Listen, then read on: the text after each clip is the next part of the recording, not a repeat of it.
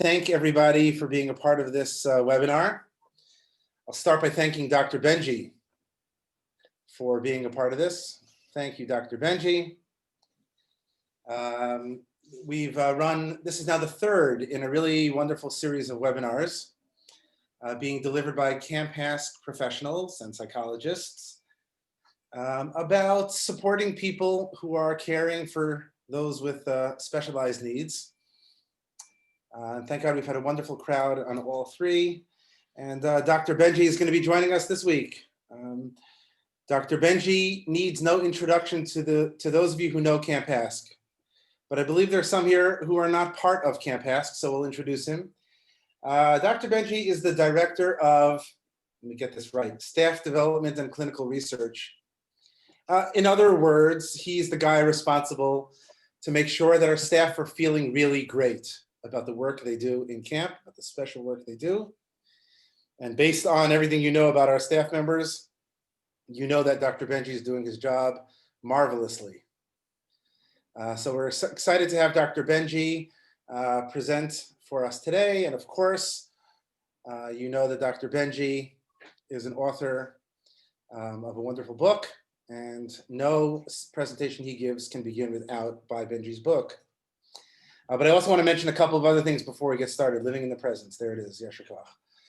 This is the month of thanks. Now Shia can calm down. Okay, we got it out of the way. This is the month of thanks and giving at Camp HASC, leading up, of course, to Thanksgiving. And that means a few things. We've really tried to provide something meaningful for our campers, for their families, for our staff members.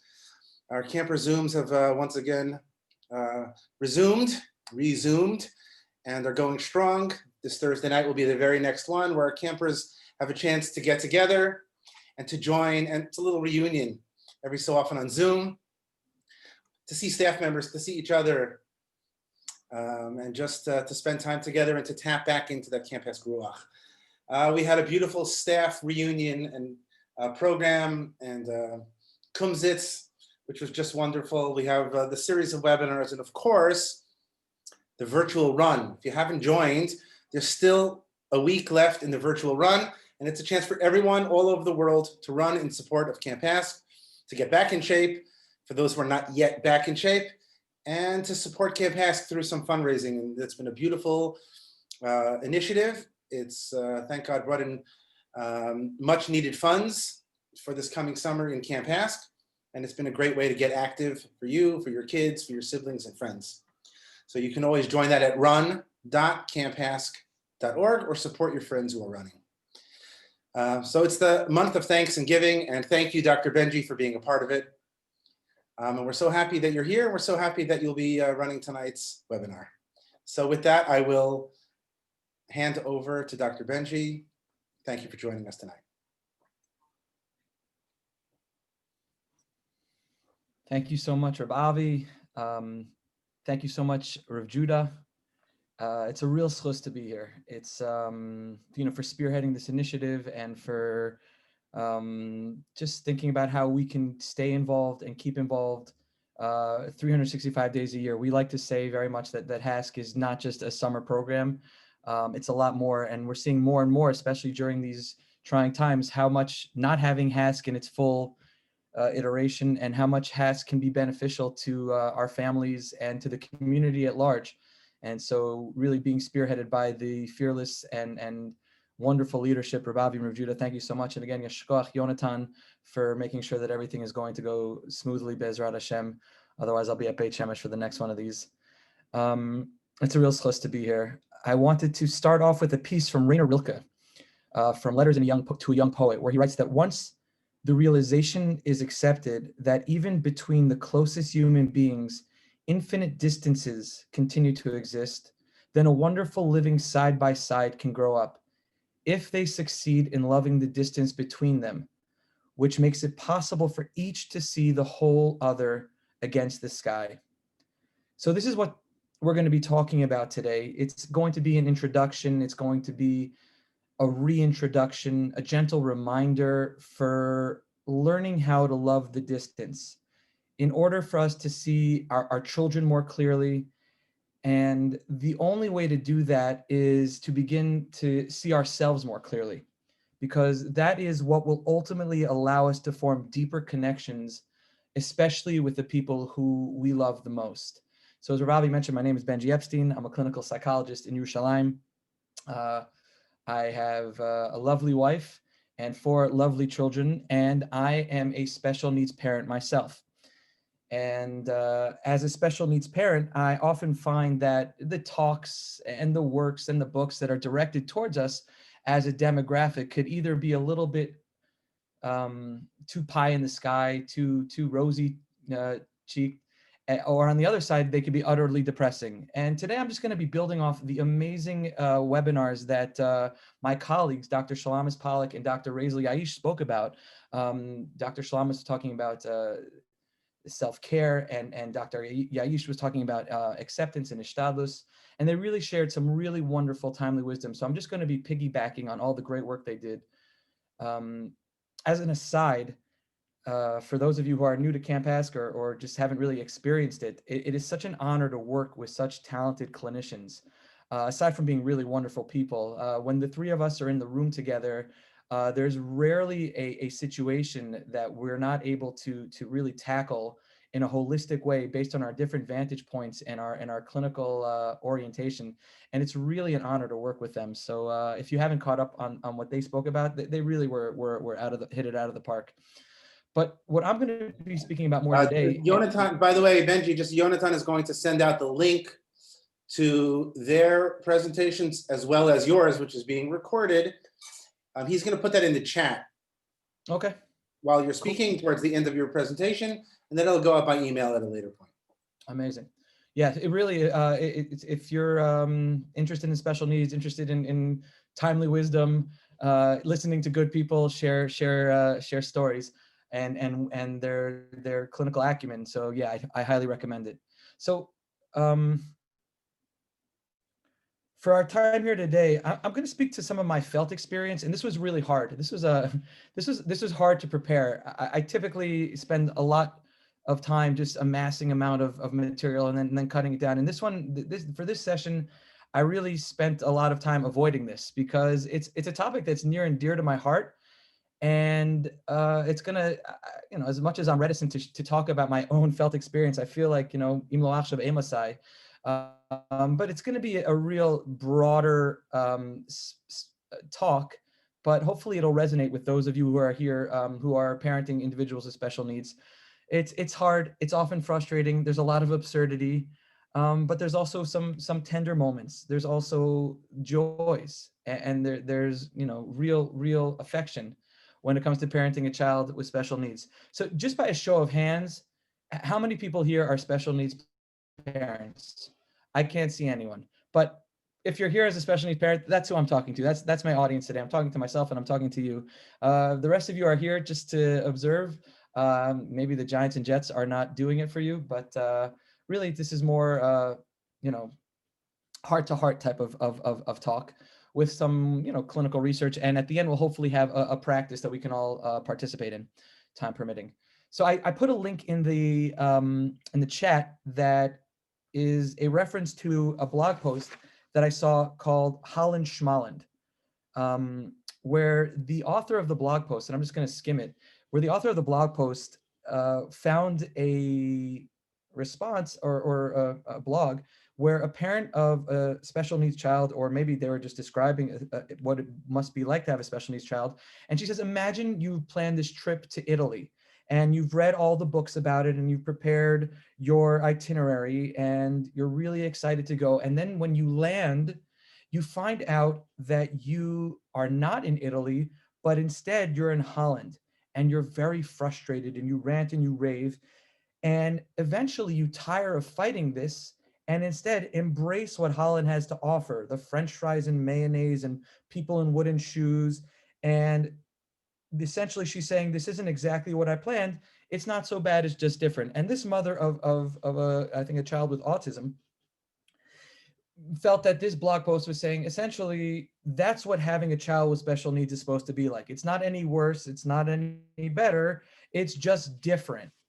And as this mother read this, her response was, Are you kidding? We're not in some peaceful countryside dotted with windmills.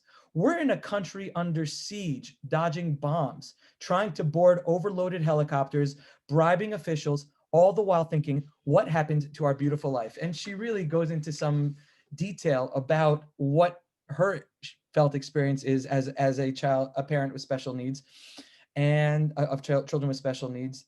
And it really resonates. And she talks about how other families who are affected by special needs are familiar and comforting to her, and yet they're still separate entities. And I feel that way. And the parents of special needs individuals who are on this call, maybe you could either chime in, or at the end we could have a little Q&A.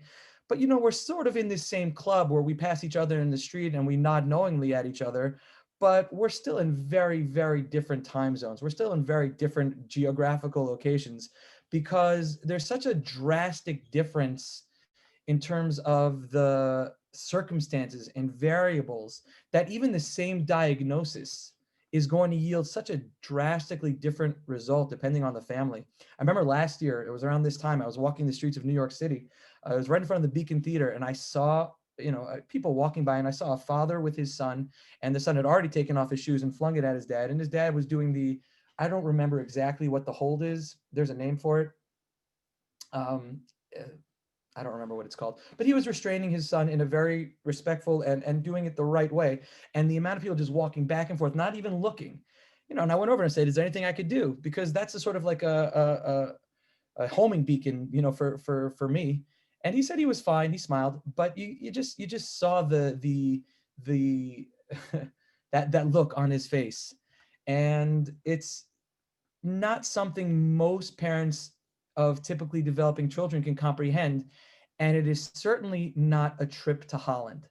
So it's something to be mindful of, because what she says is that what she's doing now, and this is what we're all trying to do as parents of individuals with specialized or special needs, is she says more and more, my priorities are shifting from what could be to what is, shifting what could be to what is. And this talk is going to hopefully help myself and all of you participating work on shifting from what can be, or what could be, excuse me, to what is.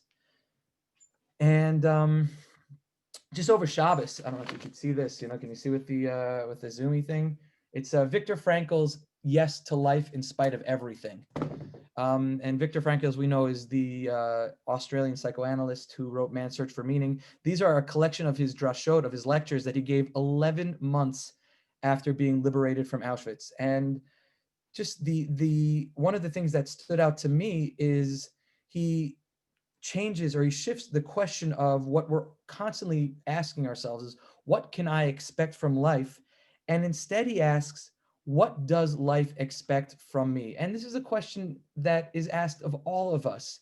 And yet I feel it's more poignantly felt for those who are dealing with any sort of chronic condition in life, but specifically in this tchum, in this area, parents of children with special needs, because we're not tasked to ask, what's the point of life, right? We need to shift our viewpoint entirely, and turn the question on its head. And it's like it's life who's asking us this question. It says we are the ones who must answer, who must give answers to the constant hourly questions of life, to these essential life questions. And he writes that living itself means nothing other than being questioned. Our whole act of being is nothing more than responding to, of being responsible toward life. And with this mental standpoint, and we should all be blessed to have that mental fitness that he had, nothing can scare us anymore. No future, no apparent lack of a future, because now the present is everything as it holds the eternally new question of life for us. So we need to gear ourselves to the present. And this is where the talk is geared and going towards. I mean, I was asking my wife, my amazing wife, Eliora, give me a story with Raziel that sort of illustrates what we're going through. And she just looked at me. She's like, wake up. It's like, you don't really need to go so far back. And she was right, because, probably, was it Tuesday night this past week or Wednesday night? You hear rustling at 3 o'clock in the morning. And what is it burglars? Are we being robbed? No, it's just that Raziel had decided, my son, my beautiful son, had decided to let the dog out of his cage because when you don't have Camp Hasker, you get a dog. Remind me to send the bill to whoever that is, maybe send to the Brooklyn office, right? No Hask, get a dog. The logic seemed like it made sense at the time, or no complete Hask. There was a beautiful program this summer, but no Hask in its full glory. Um, and so, yeah, get a dog, which was interesting. And there are a lot of pluses about getting a dog for if you have a child with special needs, but we could talk about that separately. But it's 3:00 in the We'll morning. deduct the costs from tuition next summer. Thank you very much. Thank you very much. I'd appreciate like throwing a free speech session or a few sessions with Shaya on the track, and we're good to go. Yeah, that's fine. Deal. And so he decided that he was going to free the dog from the cage because it's oppressive to keep the dog in the cage, even though the dog needs to sleep at 3:00 in the morning, and cut open every single bag of doggy treats and proceeded to feed them to the dog, which is just like, you can't prepare for these things. You think you can, and you can't prepare for them. And what that does in terms of sleep and things like that. And that was just, I really hope for the parents, I know there's someone there in Renana who's shaking your head, right? Nodding your head right now. So thinking of you. Just this is something that is ma'asim b'chol yom, and yet it's still never become something that we're really able to be fully present for. And the flip side of that is, I'm trying to think of, zel umat zeh, if that even exists. And this past year during Yom Kippur, I was in that stage, that time period, which is before mincha, but way too soon before ne'ilah. So like the time of the clock is just moving really slowly, and you're questioning everything and feeling nothing. And Raziel walked into shul. My son Raziel walked into shul, and he just gave me a hug, and then he left. And it was just beyond description what it did for me, what it did for my soul, what it did for my entire outlook, my entire mood. So it's like, what are you supposed to do? How can you respond? How do you respond? Right? There's some things we cannot predict, right, Lori? Right? So we see that the present is everything, as it holds this eternally new question for life for us. And this applies to everyone. This applies to my clients. This applies to everyone on this call, and no matter what stage of life you find yourself in. But it is so much more important. That's sort of what, like, the sales pitch, besides buying my book, and whatever new book is coming from Hask, but the sales pitch is that we need to find ways to start connecting to the present moment. And the way to do that is through cultivating mindfulness skills. And I found that mindfulness, which, as John Kabat-Zinn, one of our teachers, explains, is awareness. And there are a lot of definitions out there, but the most simple and the most just practical definition of mindfulness is the awareness that arises through paying attention on purpose in the present moment, non-judgmentally. And that's been one of the most effective tools in helping me shift from what could be to what is. So parents endure stress. Parenting in and of itself is a stressful endeavor. But the literature shows that if you are a parent of a child with developmental disabilities, you will, or you are most likely to experience depression and anxiety far more often than parents who are just raising typically developing children. And everyone can think about their own personal situation, but just this, I don't want to say struggle, I use the word struggle a lot, but the difficulty in obtaining support services, financial strain of paying for various therapies, the relentless worry over everything from your child wandering away to what's going to be in this child's future. And all of it can be overwhelming. And, Baruch Hashem, blessed to have typically developing children along with Raziel. They both carry their own variety of challenges, but if it's just a profoundly different trip, right? There's so many more unknowns. And for the most part, for my own personal experience, all right, we as parents of children with disabilities encounter a unique set of challenges that are just not faced by parents of a child who doesn't have them. And there are a lot of complex feelings that also come, aside from the challenging behaviors that you might be working through and working on and working with. a lot of complex feelings come up with parenting a child with special needs. And these emotions would be a challenge to even the greatest of parents. And we're not really going to get into this today, but again, speaking from personal experience as well as speaking to fellow parents, there tends to be feelings, especially initially, of feeling responsible, of blaming themselves for their children's conditions. There's guilt, there's shame. Um, Not surprising that we have a high rate of anxiety and depressive disorders.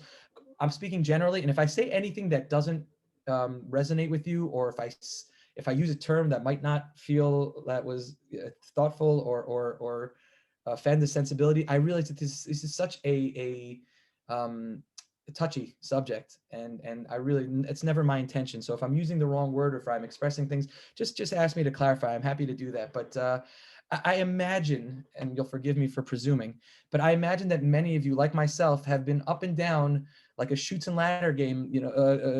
Kubler-Ross's 5 stages. I think she has more stages now, but 5 is enough of grief, which are denial, anger, bargaining, depression, acceptance. Right, the framework that she shared as stages for helping us learn to live with the reality of losing someone.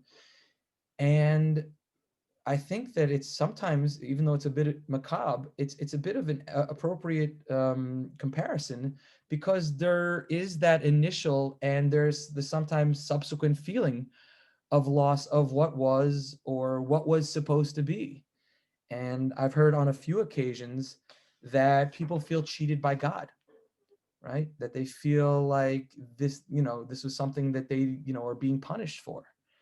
Um, and these are heavy thoughts. These are heavy feelings. And as best we can, um, the most efficient way to process these very complex and very heavy feelings and thoughts. And there's definitely space to seek professional help at some point also. Um, Maybe I should speak to someone, but we'll see.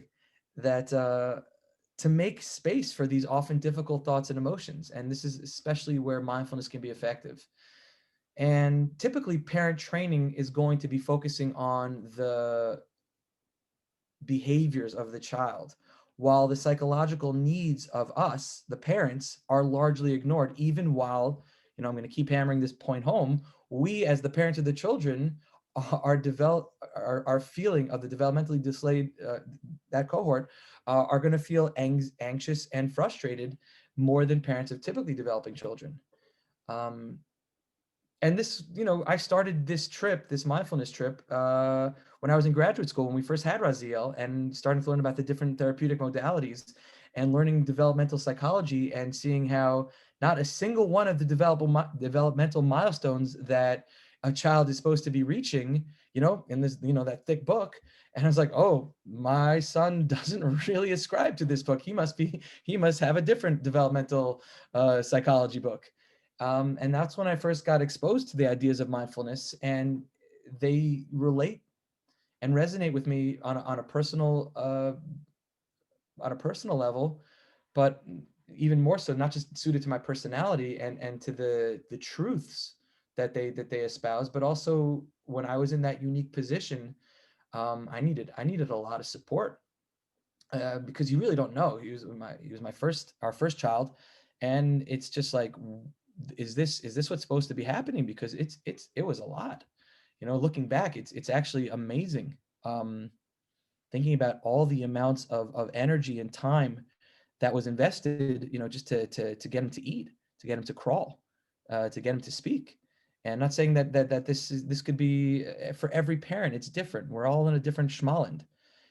So whatever those challenges were, but to be able to have some sort of touch point for you to be able to use, when you're encountering this constant potential source of stress, it could be extremely therapeutic. And mindfulness itself, at least the cognitive school, where they sort of take out the spiritual and the religious context if it's something you're not particularly comfortable with. The developer of mindfulness-based cognitive therapy, Zindel Siegel, writes that he when he developed this sort of therapeutic modality, he wrote that he didn't want to communicate a message that all problems, thoughts, and feelings needed to be fixed or changed, right? He also emphasized, and this really resonates with me, the need that attempting to fix all of these negative or unwanted thoughts and feelings could be counterproductive because it's going to teach people that their thoughts and feelings are dangerous. And that's going to encourage them to attempt to solve these potential problems by ruminating about them, because the more you ruminate about them, that rumination, all it does is serve to lead to further problems. So instead of not evaluating, and we're going to talk about this non-judgmental attitude that mindfulness cultivates, or bringing that to the mindfulness practice, right? So instead of evaluating thoughts as maladaptive or irrational, what we do in the mindfulness practice, and this is unlike many therapeutic modalities like cognitive behavioral therapy, is we're not going to really focus on specific goals about changing emotions or thoughts, but we're going to start practicing attitudes of non-striving, of letting be, of letting go. And we're going to hopefully get to that in the next few minutes. So the difficult feelings and thoughts for all you parents out there that are faced by that we're facing on a day-to-day basis, it's really important that you don't feel by anyone that, that nobody again, if you're with a therapist who's invalidating your thoughts and feelings, I have a good therapist for you. But it's really important that you're finding ways and methods that you're able to start seeing your thoughts and feelings, because they're not necessarily exaggerated and they're not necessarily inaccurate given the extreme and constant and unrelenting challenges that our children sometimes present with.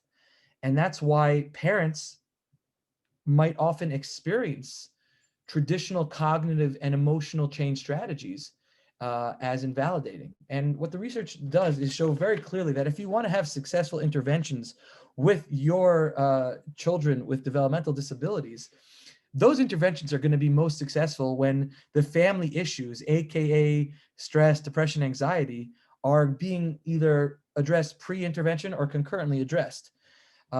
Because the stress that you're dealing with, the stress that we are dealing with, in large part is very real and not merely quote unquote imagined.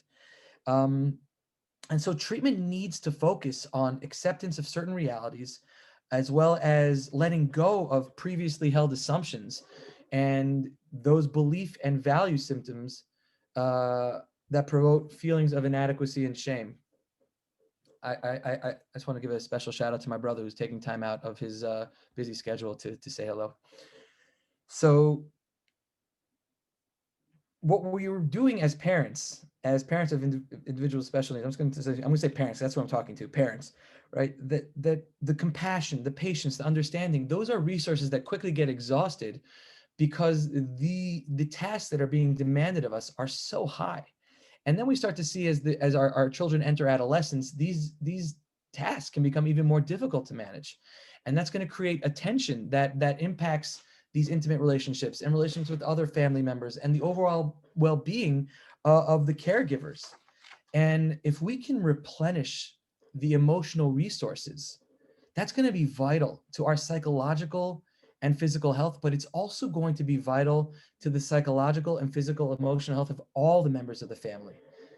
So, and that's a really important point to remind ourselves. And I think Dr. Schlamis and Dr. Razel both spoke to this, of the need for self-care is not a selfish act, right? You cannot give, you cannot provide if your well is empty. And mindfulness really is a relevant alternative approach, because we're not trying to change anything. We're trying to be with, with the emphasis being with in a way that how we're being with, in that kind and gentle acceptance. Just very quickly, in 2014, the researchers at Vanderbilt University did a study where they looked at moms with children with developmental disabilities, and they split them up into groups of a mindfulness group and one with a more positive adult development, where they were going to work on changing the way they they relate to stress, and they wanted to see whether these things were effective. And it was innovative in the sense that they weren't focusing again on the children's behaviors. They were focusing specifically primarily on the parents, and not even their parenting skills, just ways for the parents to deal with their emotional issues, right? The idea was essentially, and this is a key nakuda to keep repeating in our heads, is that we want to stop wasting energy resisting the way life is. And at the start of the study, 85% of the participants said they were stressed. 48% of the 48% of the participants said they were depressed. 41 said they struggled with some sort of anxiety disorder. And both treatments showed improvement, but the mothers in the mindfulness group saw greater improvements in anxiety, depression, and insomnia than those who received positive adult developmental training. And one of the nurses, who was a peer mentor who was leading one of the groups, said that at the beginning, initially, the participants tended to think, oh, I don't have time for myself. But after 6 weeks of the training, they realized when I fill my own cup, I have more to give. And that's something that we have, because they are, quote unquote, in the trenches for 7 weeks. And that's part of our mantra, that when we fill our own cup, we have more to give. And we're really focusing on that self-care and seeing how when we are nurturing that rightful need, we're able to be better human beings, contributing members of society. And this is a really important point in my life that requires that constant review. And I imagine for you as well, that to really let go and recognize that for you to protect your own spirit, your own soul, your own self, we need to focus less on changing external realities. And it's always been the case when I'm balanced, or when Rav Judah would say, when he's getting down on the floor, right? When we're getting more in touch with what's really important, we are able to find the resources that we need to sort of be with any sort of challenge, right? When I'm accepting, when I'm patient, when I'm present, then our children are no longer the sum of all of our fears, right? They're just our children. One of the meditations that I'm doing now not today, one of the meditations that I do personally, and one that I've been sharing with my clients is from a Vietnamese monk, if this doesn't make anyone uncomfortable, named Thich Nhat Hanh. He's really an unbelievable person, has been spreading the teachings of mindfulness in the West for over 3 decades. And in this 20-minute breath meditation, you can find it on YouTube. I could post it to the group afterwards. Or he just bangs on the gong and says, breathing in, I know I'm breathing in. And breathing out, I know I'm breathing out. You do that for a few minutes, and then breathing in, I notice that my breath is getting deeper, and then breathing out, I notice that my breath is getting slower. And then he says, breathing in, I smile at everything. Nothing is as important as my joy, my peace. I smile at everything, even my suffering. Breathing out, I release, I let go. And he says, this is a practice of freedom. Smile, release, right? Can you imagine? Think about the most challenging situations that we go through when we're in Schmalland. And if we're able to smile and release, and this is the avoda, this is the practice of a lifetime, but it's something that we can definitely connect with if we're able to do the practice. But if we're going to be in an adversarial relationship with ourselves, and I say this to my clients a lot, like, you're just fighting with yourself. We often tend to be in denial. I can say that there's a lot of denial that our lives are not the way we expected them to be, and we're not the same people we were before we had children, and before we had children with developmental disabilities and specialized needs. And we need to keep coming back to this. Just like when our mindfulness practice, if you're going to do meditation, you're going to be focusing on a specific sensation, like the feelings of the breath, and you keep coming back to the breath. We need to keep coming back to the reminders that our happiness can't depend on our children's abilities or lack thereof, right? Regardless of circumstances, we need to be responsible for our own peace, for our own joy. Just this week's Parsha, we're not going to get too off on the Parsha, but Yaakov Lee Zohar talks about how this is the trip of the neshama leaving, its heavenly abode to go into this fiery world of Charon Af, of Haran. And it says Vayivga b'makom, and boom, he hit a wall. That's what the Midrash says, that Yaakov Avinu was going and Vayivga b'makom, it just hit him like a ton of bricks. And the Midrash writes that Na'aseh olam kulo kikotel lefanav, kikosel lefanav. Like and we all experience that. I just think that as parents of this people in this club, I think we hit the wall. We could hit the wall more often than not. More than once a day. And what we need to do, like Yaakov Avinu, is we need to be able to see things with acceptance and equanimity. And when we operate with these mindsets, then we can accept ourselves as parents and our children as they are. Another idea from John Kabat-Zinn, he writes that, in setting up intentions for parenting, we have to remember to see and accept our children as they are, and not simply through the lens of our expectations and fears. And when we're accepting of ourselves and our children, that takes off the pressure. And it gives us back that achrayus for the responsibility of our own spiritual and self-care. Any questions before we just shift into that sort of the next just like brief segment, and then we'll do the practice. Hold on one second. Let me this is, I don't know if you can see, that's Raziel, but this is a long time ago. This is with his, I think this is one of his first or second years. You see him with Aaron Akakin, Tana Younger. He's a sweet boy, and he's not letting me sleep at night. Okay, no questions? Benjy, All right, before you moving go on. there is a little question and answer section here. It's in the question. I'm in the chat. That's why I didn't see it. I'm sorry. There's a Q&A. One person wanted the abstract for the Vanderbilt study. I imagine you can do that afterwards. Maybe post Post the link. I just took it from some New York Times article. I didn't read the study. Okay, as you wish. But there are two other comments. If you're looking at those, would you like me to read them? Yeah, if you could find them for me, that would be great. I'm just. One mother posted, when parenting a child with special needs, I find that each stage of his life requires a new level of acceptance. Correct. Comment, not really a question, but right.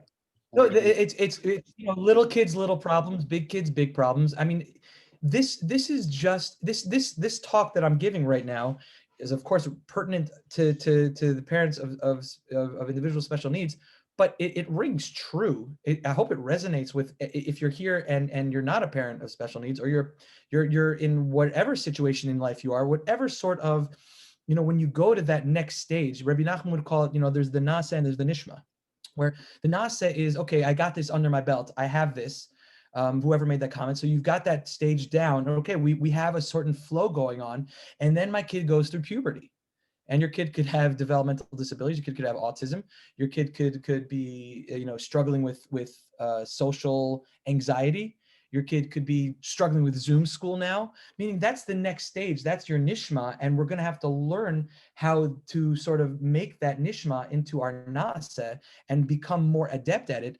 And if we become rigid, if we're not able to sort of be agile and see that, okay, what was working then doesn't work now. And ultimately, even with any child, when they reach a certain age, at some point you got to let go, right? You got to let go. Your adult child is 21 and they say, okay, I want to get a nose ring, or I want to, become an oceanographer. You don't really have much say. You can sort of tisk maybe, but you don't really have that. I don't think you have that much say in sort of, that capacity of letting go. So yes, it's being aware of how at each new stage, we need to deepen the practice. We need to apply that. I mean, like, oh, I'm accepting when they're cute and cuddly, but when they have hormones and are surly, right? And this can be for any adolescent, developmental disability. And, Dr. Shalamis does an unbelievable job in camp, helping our staff deal with the campers who, because they see campers grow up and they say, like, what happened? And she's like, well, this is, they're teenagers now and they have to behave like teenagers, just like you were a teenager. And so it is that relearning, but we're going to talk about, cultivating this beginner's mind when we're doing these sort of things, but at any stage and at every stage of our own lives, when we were 20, when we were 30, when we were 40, I mean, I would hope that the developmental issues that we're going through are not the same. I mean, we become a little bit more plateauy, at a certain age in our life. But if we're constantly growth oriented, so there's always going to be new challenges. There's always going to be new awarenesses, if we're practicing this sort of self-awareness, because otherwise, and that's something that that silver lining, which, I just want to make sure I get to it. I don't want to all grim, and meaning I definitely, and my mom's on this call, so she can, she wants to chime in if she agrees. Hopefully she agrees that the person who I was when I was 20, is not the same person who I am now. And it has nothing to do with the fact that you don't go from 18 to 19 to 20. This has to do with the fact that because I was blessed with an amazing partner, that our life is different, and we look at each other every Friday night, and it's really, maybe we should let people zoom in. It might just be informative. They let those Zoom seders during Corona, so maybe just to watch, just to see what my Friday night table looks like. And sometimes it's very calm, and sometimes it's a war zone. And if I'm saying my mantra of Klum Chaser B'Beit HaMelech, that this is the way it's supposed to be, and I can smile at this, and I could smile, nothing is more important than my joy and my peace. But I don't think if I wasn't working on myself and didn't have this opportunity to work on myself, and I'm loath to say that, special needs individuals are here to make us better, but they are. It's not it. That can't be it for me. That answer doesn't suffice for me. But the spiritual gifts that I've gotten, that I've been blessed to have, and only because I had such an unbelievable support system, and I haven't always been able to do that.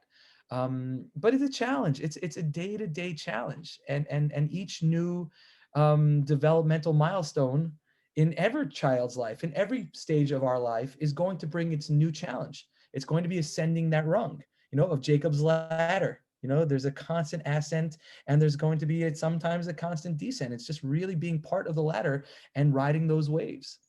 And so I don't know if I answered that comment, but I'm saying that there's really, it's definitely incumbent upon you, humbly suggesting it's incumbent on us to really be reevaluating and working. And it's a constant work, and we don't often see the fruits, much like spiritual life.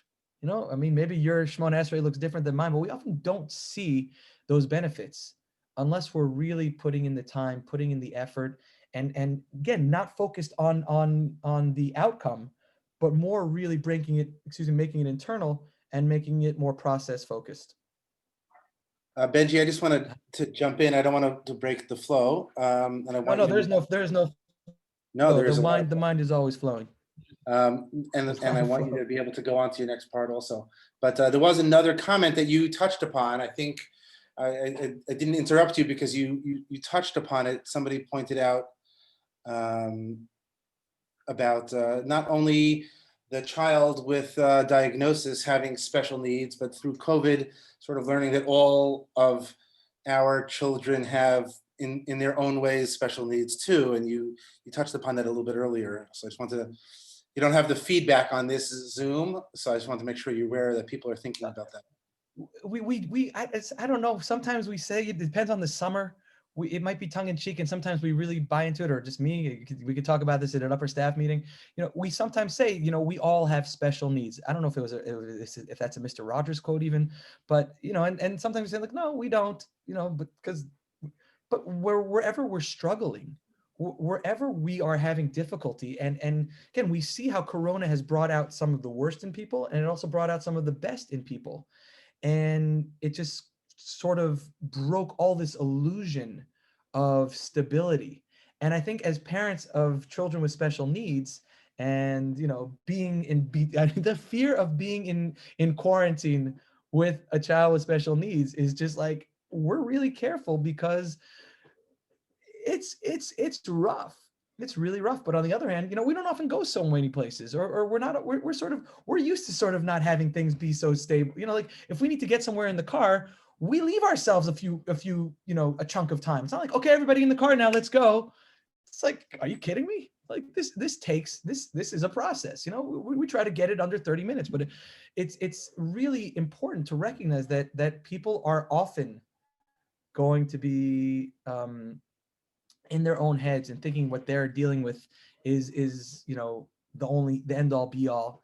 And yeah, and every child, especially in a family of children with child with special needs, there's so much balancing that needs to be done. And I'm sure, again, this is not a forum for discussion, but just as a food for thought, have you ever played the game of what kind of parent would you be if you didn't have a child with special needs? Right? I mean, I don't play that game. Say, okay, great, don't play that game. But if you have played that game, what comes up? And sometimes the answer is, wow, I'd be the most patient, loving, caring person in the world because look at me now. Or you might just be on your phone all the time. Like I don't have that luxury of being on my phone all the time because when I'm in the park, if I'm not watching, then, I lose my child. And so there's just a real, it's so hard to tease out, where the impact is, but recognizing that everyone, at least during this time and always, is going through something, is experiencing the everyday traumas of life, as Dr. Mark, not related Epstein, writes about, the everyday traumas. We start to be more empathetic and more compassionate, and that's part of where the mindfulness practice can bring us. Um, just in the interest of time, I'm skipping. There are a few attitudinal factors that we can work on. I can add a YouTube video from John Kabat-Zinn, but they are acceptance, non-judging, non-striving, letting go, patience, trust, and beginner's mind. And he subsequently added gratitude and generosity, and they're all sort of interconnected. They're all sort of building off one another. But really, the one or two that I would want to focus on is acceptance, right? Because that might be the attitude that parents of children with special needs might struggle with the most, because it's hard to understand why you'd want to ever accept this hard and negative thing in our lives. But that's why we're doing the mindfulness, not to get rid of the negative moods or the difficult thoughts, but just seeing how much of the struggle against this challenge that we're doing is going to add to the suffering. Because once we do that, we're not going to be willing to test what acceptance is. And then we notice, you know, we can't simply wish this sort of acceptance into our lives. We can only invite it in and see what the conditions are that we can do for it to show up more frequently. And what we're doing is we're really turning towards a situation and realizing that right now it's like this. And we don't have to say we like it, right? We don't have to say that this is great. It's not like, yay. It's more just like, I don't like this right now, but this is how it is. Or right now it's like this. And until we're able to do that with a heart that is open, with a heart that's willing to be with whatever is, more often than not, these situations are going to turn into a lot of tension, stress, and suffering, right? We're not resigning ourselves. We're going to daven for our kids. We're going to bring our kids to therapy. We're going to try new modalities, but we're going to do it. We're going to try to change the situation, make the world, make our worlds a better place. But the force behind our action is much more healthy. It's much more wise. Non-judging is a really key piece, because we notice that we can't control our judgment. Our mind is constantly judging. So just start to notice it. Start to be aware of our internal and external experiences and how we always have an opinion about it. We're just going to allow the judgments to be there, right? There's no need to stop them. I'm a terrible mother. Oh, judgment. Oh, I'm talking too fast. Judgment, right? We could observe, see the effects, right? And then we could see how these thoughts are just a product of habit that we don't really need to reinforce. Again, tying into this are these non-strivings and letting go and letting be, right? We don't need things to be different than the way they are, because they are. And if we want to use, if we want to use religious terms, like this is almost Ratzon Hashem, right? Our work that we're doing here is really Avodat Hashem, and one of the shifts that helps me is when we look at this as a manifestation of the mitzvah of V'ahavta l'reacha kamocha. And again, that's talk about a mantra that we have in Camp Ask. It's a huge sign as we enter into the camp is Hareini mikabel al atzmi mitzvahs aseh shel v'ahavta l'reacha kamocha, right? First yourself and then the other, right? It presupposes that we're going to have a loving kindness, radical acceptance of ourselves before we are able to properly extend it to others. But when we're engaged in this work, we are fulfilling a positive commandment. Vayivga b'makom, boom, we hit it, and it's like, okay, what am I tasked to do right now? And all the dreams and all the expectations and all the shoulds, right, just dissipate. Because right now, I have a child who, can only put on tefillin for a minute. Or I have a child who can't put on tefillin, but can say Shema. Our hero in all areas, but specifically in this area, is the Lubavitcher Rebbe. Lubavitcher Rebbe, he has a few unbelievable, just really unreal suggestions. I don't know where I have it in the notes, where he just talks about, the fact that they're doing physical activities, that your special needs child is doing physical activities, is so meaningful, right? But we say, what difference does it make? And say like, hey, we can forget that. But if the intention is to really bring the mitzvah Avat Yisrael of V'ahavta L'cha Kamocha, that could be very life changing. Of course, patience is not just a virtue; it's absolutely imperative for us as parents. And there's trusting yourself. There's so many people out there giving opinions and things like that, but ultimately, in the end, nobody knows you as well you do, and nobody can make better decisions for you than you do yourself. And when you start practicing mindfulness, you start bringing 15 to 20 minutes of intentional stillness into your day, you start to believe that instead of buying out that there's wisdom and authority outside of ourselves, what the mindfulness practice can enable us to do is just to trust ourselves. And that's, imperative if we want to live a meaningful life. And finally, beginner's mind, which is just to see things, with the eyes of a child, to see things for the first time, to look at our children, all of our children, to look at ourselves with these fresh eyes, and specifically with a child with developmental disabilities. We often lose that sense of wonder and awe to these situations because they're no longer worth paying attention to, and they're just, we go into this default mode of just frustration, and we have to rekindle that.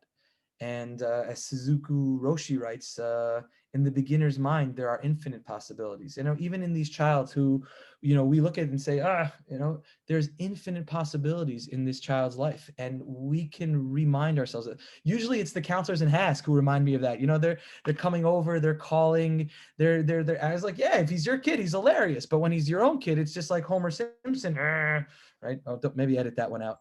But but when we look with those eyes of just seeing that, the best we can often do is feel and Corona's definitely sensitized me to this, the fleetingness of life and the fleetingness of this present moment, and just really live inside of them as fully as possible, like hugging our children, delighting in their lives, and at the same time realizing that this is all fleeting. Just like the breath reminds us, as it inhale, exhale, right, it's gone, right? The weather, our friends, our thoughts, the stability that we had in our life, it's all fleeting, it's all changing. And as we learn to ride these currents a little bit more by letting go and a little bit more mindful and allowing life to flow through us, right? So we can start to honor the mystery that is beyond knowledge, Adalo Yada, and that could give birth to surprising strength and wisdom. Again, just Lisakem for me, and thank you so much for giving me the time. And if we have a few minutes, we'll just do a quick meditation, because I want to bring a little midrash, midrash el amasa. What mindfulness has given to me, aside from the book, can't see it so well, right? And just really informing my therapeutic life, but hopefully my personal life as well, is the freedom to not care what other people are thinking about. It's something that we all worry about, but specifically when you have a child with individual with specialized needs, it could be really daunting, and that freedom to just not really care, because it doesn't really matter. Those that matter don't mind, and those that mind don't matter. And really to accept what's happening in front of me without saying, oh God, this is the end of the world as we know it, and I don't feel fine, but really saying, okay, just to be with this right now, and to just be focused on the reality of this moment, and not let it dictate the rest of my life, or the entire life of my son. And hopefully it helps me when I'm doing the practice to just see bigger picture, right? And I can't begin to tell you, as much as I'm the mindfulness guru who leaves his car running, that there are times when I've wished and hoped that this wasn't my situation, that I've said I don't want this, and I've at least in emotion and thought, rejected it. And when I'm doing the practice, when I'm being more grounded, when I'm being more embodied, when I'm being more present, I start to appreciate the beauty of this situation, and sometimes hilarity of the situation, but the goodness of the situation. And it's been a tremendous pain in the tuchus, right? This is not the pie in the sky. There's a perennial, there is a constant crick in my neck, which, is there. I named it, and the white hair in my beard, I named them. They're named for all of my children, but one of them has a monopoly on most of the real estate in my beard. But when I'm able to look deeply, when I'm able to see clearly, I can tell you and give you so many amazing things that it has brought into my life. And it's just that balance. And maybe it was necessary in my life, and not maybe, it was, because it happened, to work on some of my challenges. And Milat Tova, I don't think I'd be the aspiring, self-aware parent, husband, colleague, friend that I'm learning to be without this life experience. Without a doubt, he's been the biggest source of pain, fear, anxiety, and also the biggest source of radical acceptance, and the biggest challenges and the biggest successes. But if I'm not doing the practice, if I'm not practicing my meditation, whatever self-care is, and I'm just sort of using the mindfulness, but it could be any aspect of self-care in your lives, I probably would have missed a big piece of that. So do we have time to do a quick practice for Bobby, or just let me know? Absolutely. I mean, Okay. we're here. We're here. Okay. Yeah. If anybody needs to go, I can't see if you're here anyway. I just see a Ravavi. So, and I'm going to see Ravavi. Absolutely. Please. Okay. Again, one of these techniques that we're going to do, this is different than a mindfulness technique. This is taken from acceptance and commitment therapy, which really works on just, again, changing the relationship we have with our cognitions, with our emotions. And this is a technique called diffusion, which is a special kind of acceptance and mindfulness technique. And they're really important because when we're trying to control things that are uncontrollable, there's often going to be a worsening, a rebounding effect. So when we're suppressing this worry, when we're suppressing this anxiety, it's been shown to, while it'll decrease it in the short term, it's going to come back at much greater levels, right? So we're starting to recognize that the thoughts that we have, they're not as destructive, they're not as powerful, they're not as painful as we sometimes believe them to be, right? They're just thoughts, ethereal, no form, no substance. And while they seem quite real, and when you look at them, there isn't much to them. There's stories that our brains are telling us, and sometimes they're real and sometimes they're not, but we can have more of a wise way of relating to them, a much more compassionate way of relating to them. And then once we're able to do that, we're not going to be behaving as reflexively. We're not going to be behaving as automatically. We're not going to be regretting the behaviors, because usually it's going to be coming from a place of balance, of kindness. And we could still be upset and do it in a way where we feel good about that. We could still even yell and not lose our cool. We could still express, frustration and not feel completely bereft of any sense of human kindness. So when we learn to diffuse from our thoughts, right, we gain some distance. We can choose which thoughts are helpful, are going to be ego syntonic, versus the ones that are just like, just the brain just, schwitzing out.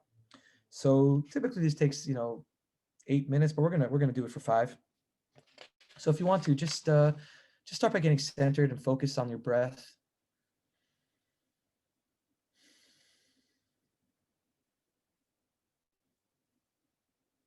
You could just notice the gentle rising and falling of your breath in the chest and the belly.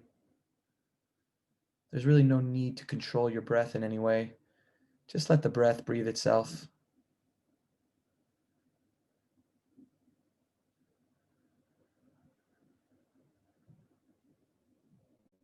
Just allow your eyes to close gently if you feel comfortable.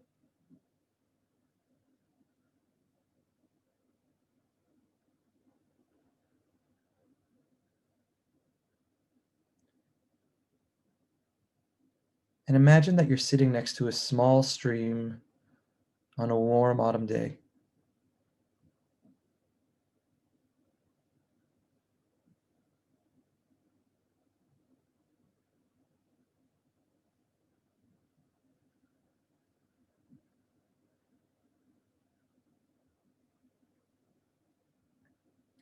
And as you gaze at the stream, you can see that there's a number of large leaves of all colors, shapes, and sizes, just drifting along, each at its own pace. one by one in this slowly moving current.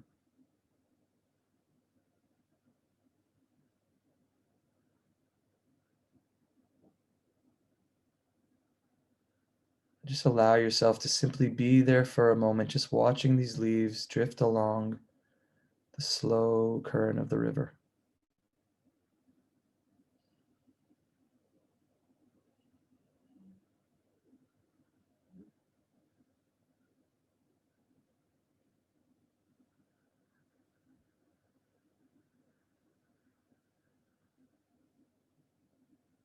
And when you're ready, gradually bring awareness to what's going on inside of you.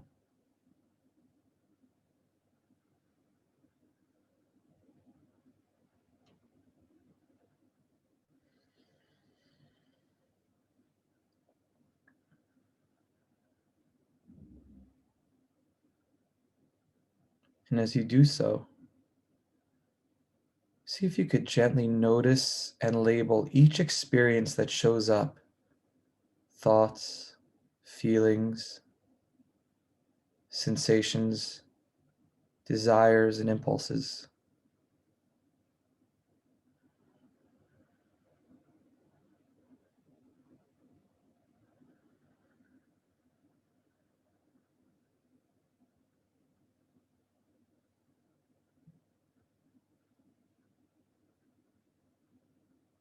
As best you can, pay attention to what's happening in your mind and body and just label what's going on.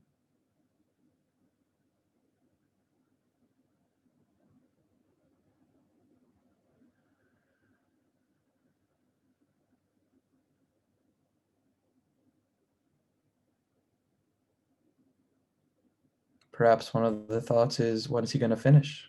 I don't have time for this. What's for lunch? Just notice those thoughts, feelings, sensations, desires, and impulses.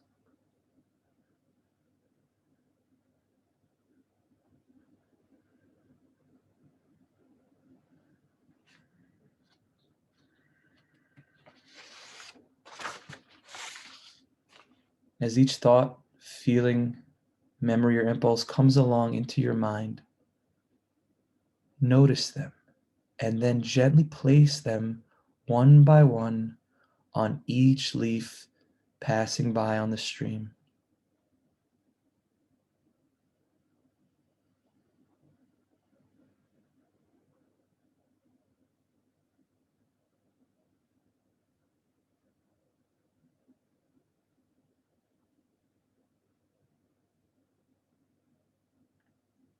See if you can observe as each leaf comes closer to you, and then watch it as it slowly moves away, drifting along as it carries the contents of your mind and body out of sight downstream.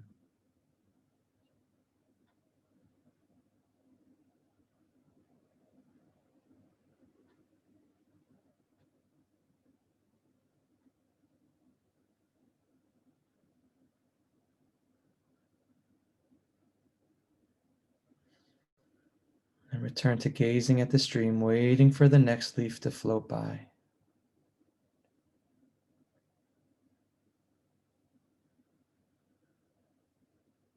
Continue placing each thought, feeling, memory, or impulse on its own large leaf. Just watching each one as you let them float away downstream.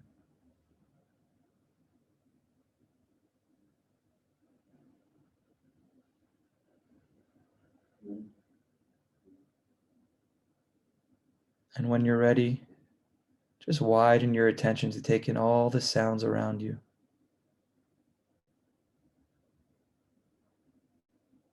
Just watching each feeling, memory, or impulse on its own large leaf floating away downstream.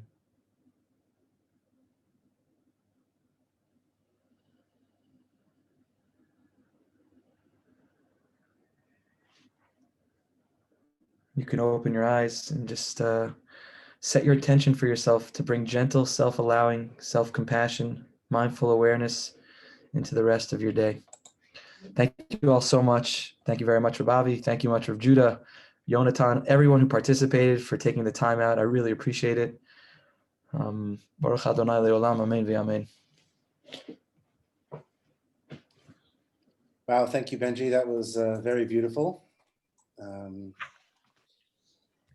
was great. To those who are asking, the link for the playlist was already put into the chat. Yonatan, if you could just put it back in again so you can notice it come up. The link will have Dr. Benjy's presentation, as well as Dr. Razel's and Dr. Shalamis's will all be together there. So definitely take a look, share that with your friends.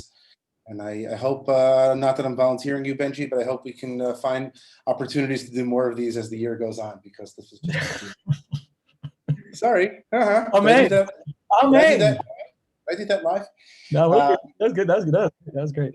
It's just, no, but again, I appreciate everyone for making the time Sunday morning. It's pre-thanks and pre-giving, but I think everyone who's part of this Has family, we're very blessed for the amazing work that you, Rav Judah, do, and enabling our children and also the staff to be a part of something that's really beyond words. It's hard to describe it.